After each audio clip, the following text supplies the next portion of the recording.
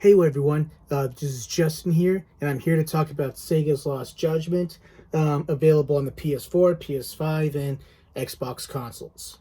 So, yes, this is a sequel to Judgment, which in turn is a spin-off of the Yakuza franchise.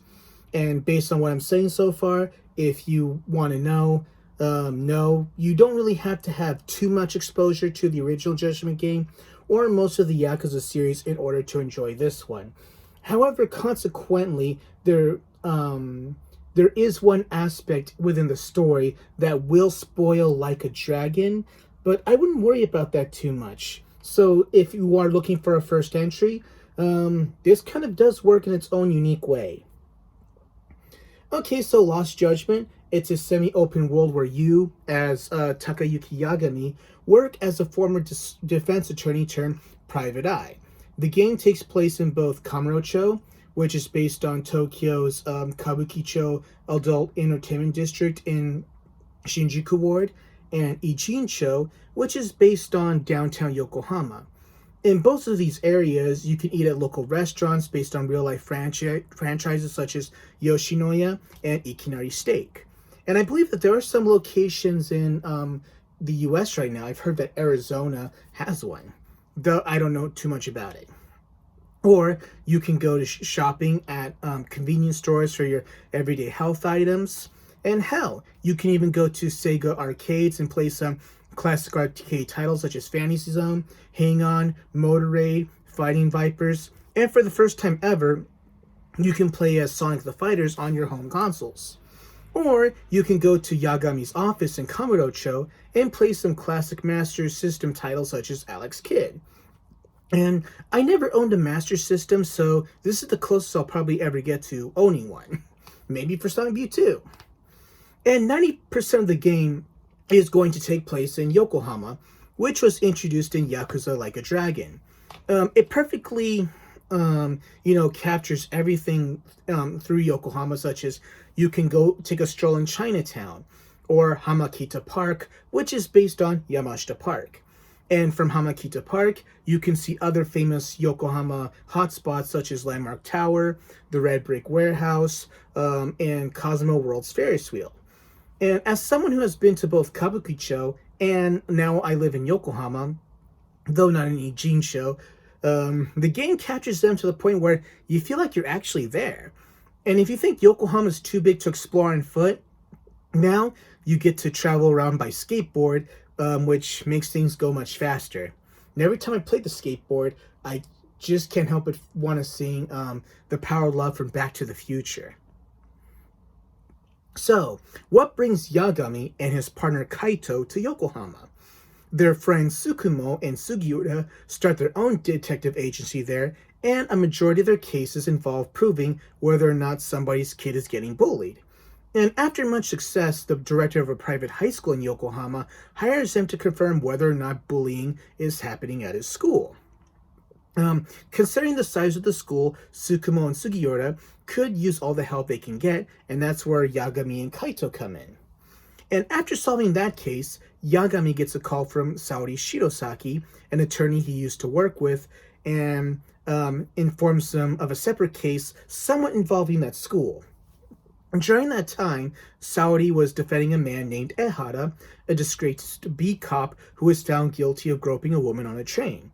And upon his sentencing, Ehara addresses the court that they can find a dead body of a man named Mikoshiba in Yokohama, specifically Ijincho. Ehara doesn't say specifically that he killed Mikoshiba, but he says why he deserved to be killed, and it's because 4 years prior to the game's story, he says he deserves to be killed because he bullied his son, and his son committed suicide, and the system failed to do anything about it. And as it turns out, Ehara's son and Mikoshiba were students at that school that Yagami is investigating around the time Mikoshiba died. And the Mikoshiba, he was also a student teacher at that school.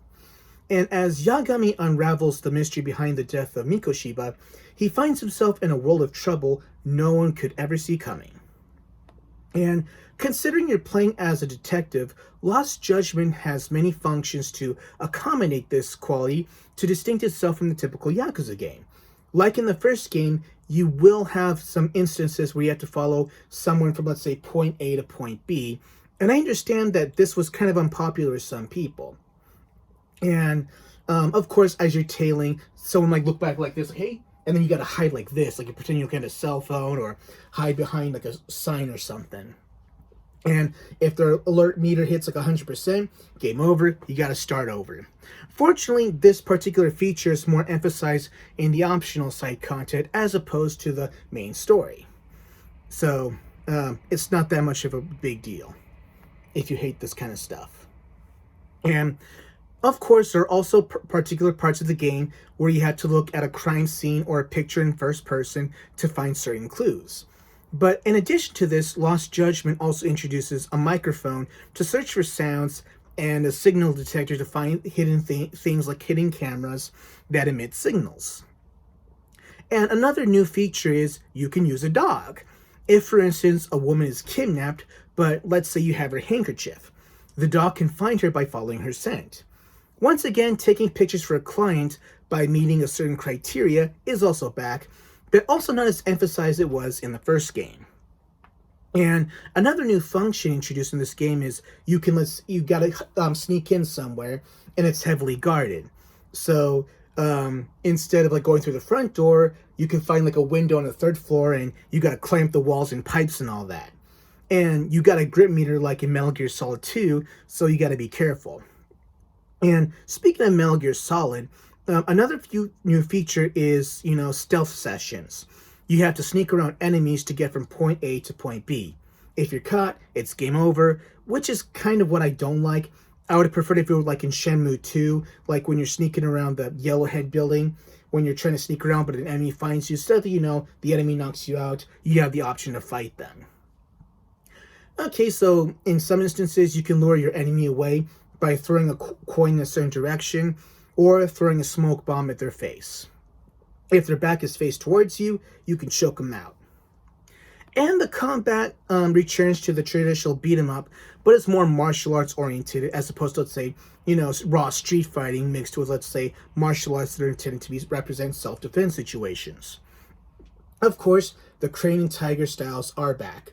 But Lost Judgment introduces the snake style, which is more obviously based on Wing Chun with chain punches and trapping techniques. Of course, Crane, if you don't know what that is, it's a kicking-oriented style that allows you to fight multiple enemies at once, while Tiger focuses more on power on a singular enemy. And if you like kung fu movies, this is definitely going to be for you. And for the most part, you can get away with button mashing, but it feels a little more technical than Yakuza when it started Kiryu, but not as technical as the original Shenmue games or even Shenmue 3 in my opinion. And speaking of Shenmue, some of Yagami's techniques look like Ryo's from Shenmue, such as his elbow assault, which in turn pays homage to Akira from Virtua Fighter. And speaking of Virtua Fighter 5 is once again a game you can play in this installment. And from the DLC, another style you can fight with is boxing, which is connected to a mini game within the school stories. And once you build that skill tree up, it's a pretty powerful style, especially in one-on-one settings. And of course, the X actions are back and just as exciting as ever. The Snake style introduces some new moves, and I don't want to spoil it, but the hint is when you have your enemy, scared, stiff, you could do some pretty funny moves that offer a more comedic flair.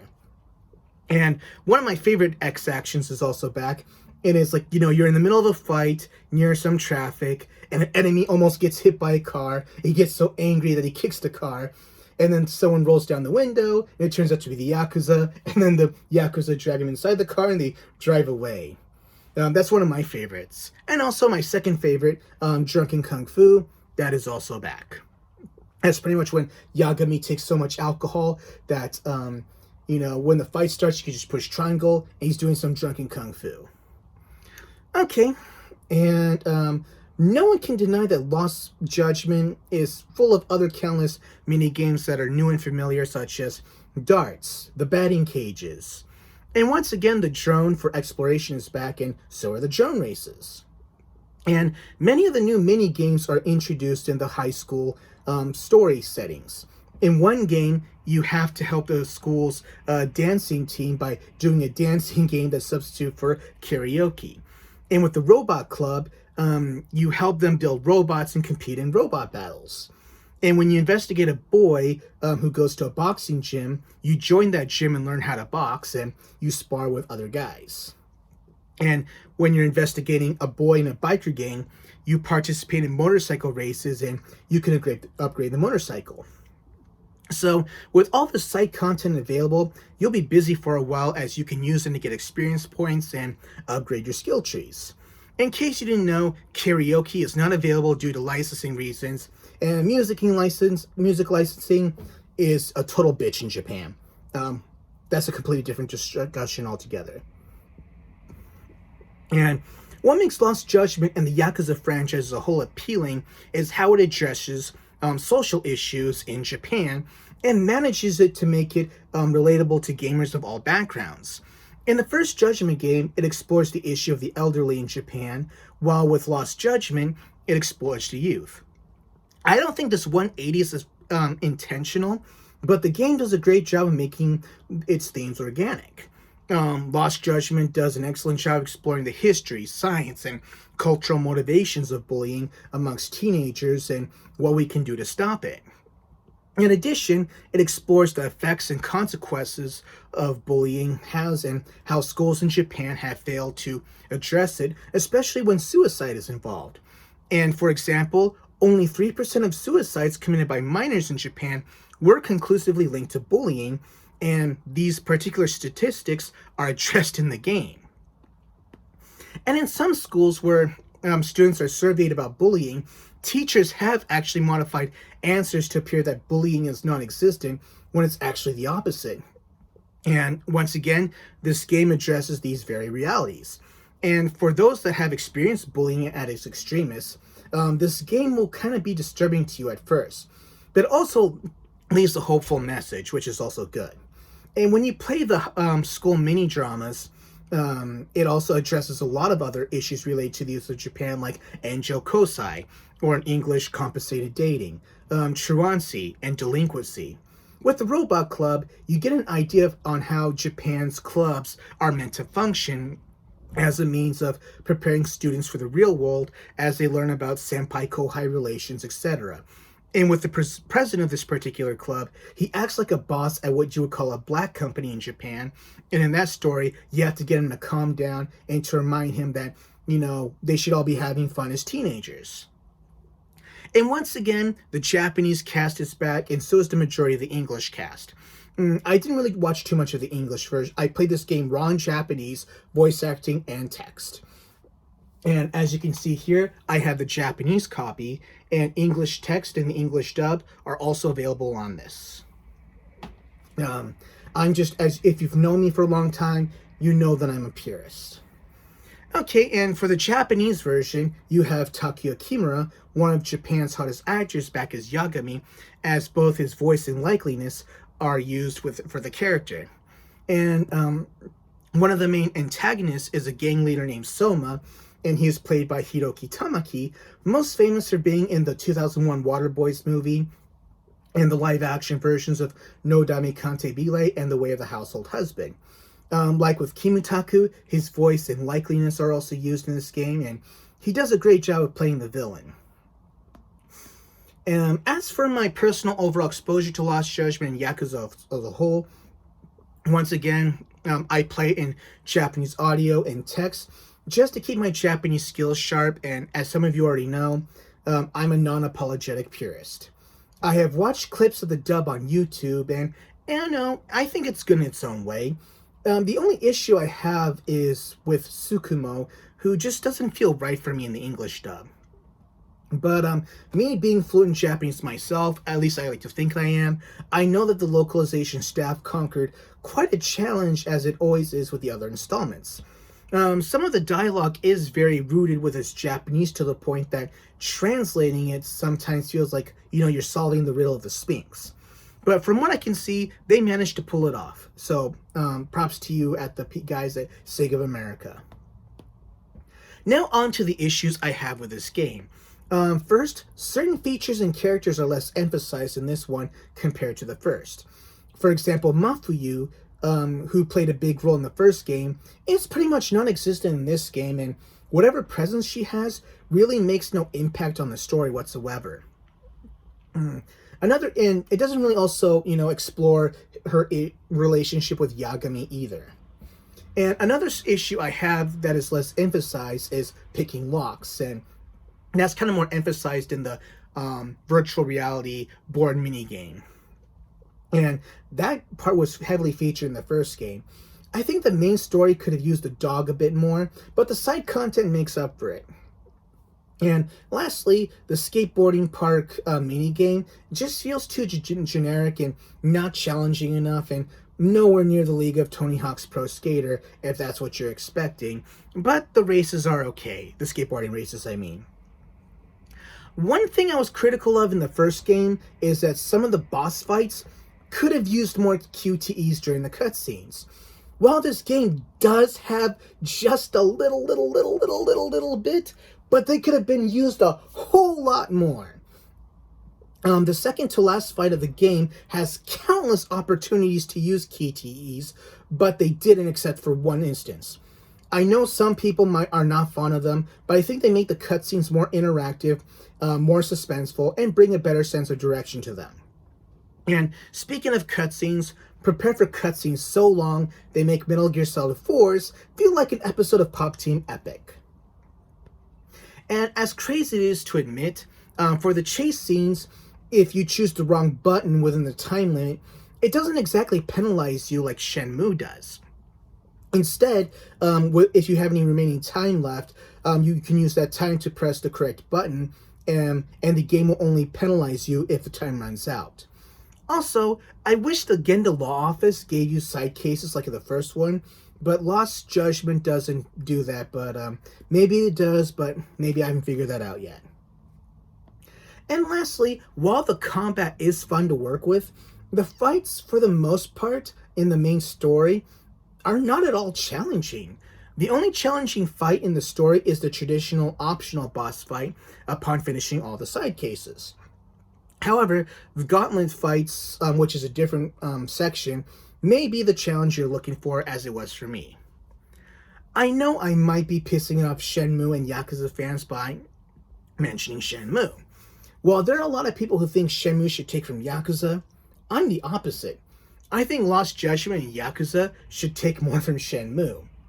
Shenmue had its QTEs down to a T, and Yakuza's cutscenes are full of content to the point where QTEs can be fully exploited and never ever are. I know people will disagree with me, but I feel the need to vent, but I like how in Shenmue, time is legitimately observed. Let's say it's 10 a.m. in Shenmue, and on this day, you have to be at a place at 1 p.m. And you either be there at 1 p.m. or you mess up. And during those 3 hours, you could do whatever you want. No one says you have to sit around and do nothing. That's kind of the point. Shenmue brings you into its world in that sense. I know this is one of the reasons why people aren't fond of Shenmue, but on the other hand, it's why I still love it and hold it high to this very day. Hey, I have 3 hours in this game. Maybe I can buy something. Maybe I can play a game. I don't know. I mean, I don't just have to go to the place and just wait there for 3 hours. And while with Yakuza and Lost Judgment, time never moves organically, you can say that yes, you could be at a place at 1 p.m. for narration purposes, and yet time doesn't exactly move unless the story does.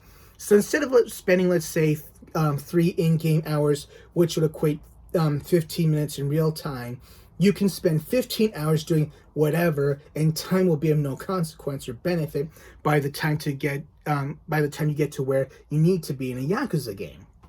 Then again, this is just me. Lastly, there is the controversy on whether or not the Judgment franchise will move forward, no thanks to Johnny's Entertainment, Kimutaku's management.